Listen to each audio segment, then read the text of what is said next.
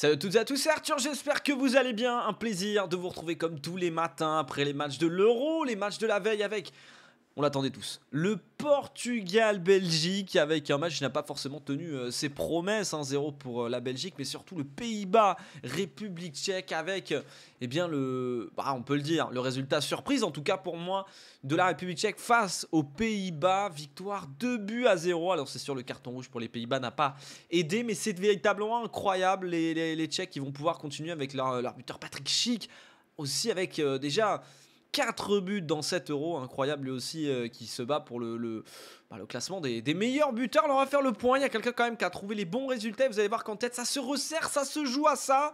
La crème du BTP, BRZ, nous y voilà, hein. Ruben Cordier 739 points, et la grosse surprise quand j'ai cliqué son profil, pas de pronostic. Alors j'espère que tout va bien pour Ruben, mais attention, Ruben qui n'a pas pronostiqué, donc il perd quelques points et peut-être des points qui seront super importants, et ça permet à Ange de revenir à 5 points seulement. 3 buts à 1 mis pour la Belgique face au Portugal. On voyait tous de toute façon un petit peu les deux équipes marquer un match à but, et au final on voit que ça a été voilà, un petit 1-0, tout petit, tout bien, alors que les Portugais ont dominé ce match, mais bon, c'est passé. Kevin Ricard, qui est peut-être la grosse surprise, qui revient à 725 points, et qui avait trouvé quand même il avait mis un 0. Il avait mis un 0, il a failli vraiment marquer 100 points là-dessus, mais non, il en marquera 51, mais c'est déjà 51 points. Magnifique pour Kevin, qui remonte donc au classement 5e. Bianchi Antoine, 24 points, 3-1. Le 3-1, je crois que c'était vraiment... tout le monde l'a vu, hein. Tout le monde l'a 3-2. Voilà, on voyait vraiment des buts. Et là, le 2-1 encore pour la République tchèque, c'est beau, hein. Ça, franchement, il y a des trucs... là, il y a du feeling, hein. Sur les huitièmes de finale, c'est un 4 sur 4 pour Nicolas G. Franchement, bravo, hein. Bravo. Donc 8ème place pour Antoine Racapé, Laurent Lonergan, Geoffroy Laurent. Massingre Arlement, 669 points. C'est pas si loin que ça, hein. C'est pas si loin que ça. Ça peut aller très vite. Allez, on va regarder bien sûr les matchs du jour. Mais ça, les matchs du jour, les gars, bah oui, qu'est-ce qu'il y a à venir? Croatie-Espagne, France-Suisse. Attention, certains Croates ont le Covid, c'est une information qui peut être importante, donc attention, des joueurs qui ne pourront pas jouer, pour l'instant il n'y en a qu'un, mais il pourrait y en avoir d'autres, ça pourrait mettre beaucoup de pression sur la Croatie, mais l'Espagne en même temps c'est tellement horrible aussi à voir jouer. Alors le 5-0, faut pas le voir comme il a été, c'est une équipe qui...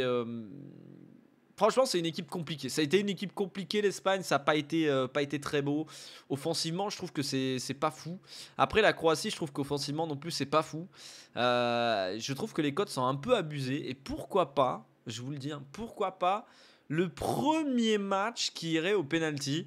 Alors, bien sûr, si vous voyez des penalties, il faudra mettre une égalité. Hein, parce que je rappelle que le score là, c'est à l'issue des prolongations. C'est pas à l'issue des 90 minutes. Hein. Donc voilà, c'est à l'issue des prolongations. Donc...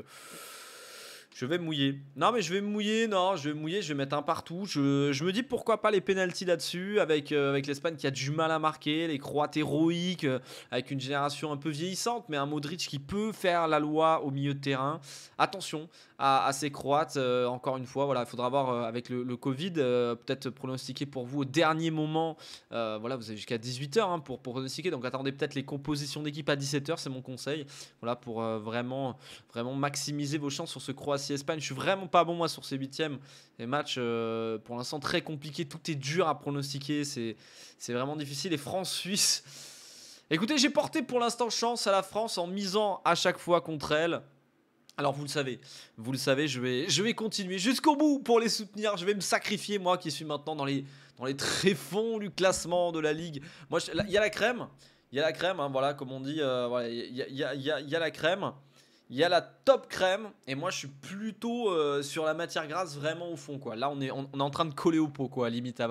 J'en suis encore à essayer de me lutter, mais bon. France, Suisse. Je vois bien une victoire de la France en encaissant un but. Je trouve qu'on n'a pas été si serein que ça défensivement. On ne sait pas encore quelle sera la défense en place, que sera Kimpembe à gauche, est-ce qu'on va jouer en 3-5-2. Donc attention à ce match, et des Suisses qui ont envie de jouer crânement notre chance. Je pense que ça va être un match compliqué, avec une victoire 2-1 donc pour la France, mais moi je vais donc mettre une victoire 2-1 pour les Suisses. Voilà, c'est 2-1 pour les Suisses. Et c'est pour moi les gars. Non mais c'est pour moi, je me sacrifie pour que la France passe en quart de finale. Voilà. Je vous souhaite donc à tous une agréable journée foot. Forcément, ce soir, tout le monde à 21h devant le match. France-Suisse. Et voilà, attendez le dernier moment pour vraiment Croatie-Espagne pour voir. Et demain, il y aura Angleterre-Allemagne. Beaucoup de points à prendre hein, sur ces deux matchs puisque les cotes sont très équilibrées. C'est chaud, et je me régale de vous voir. Allez, je vous dis donc à demain pour, je l'espère, être très heureux avec une victoire de la France. Ciao, ciao et bon match pour aujourd'hui.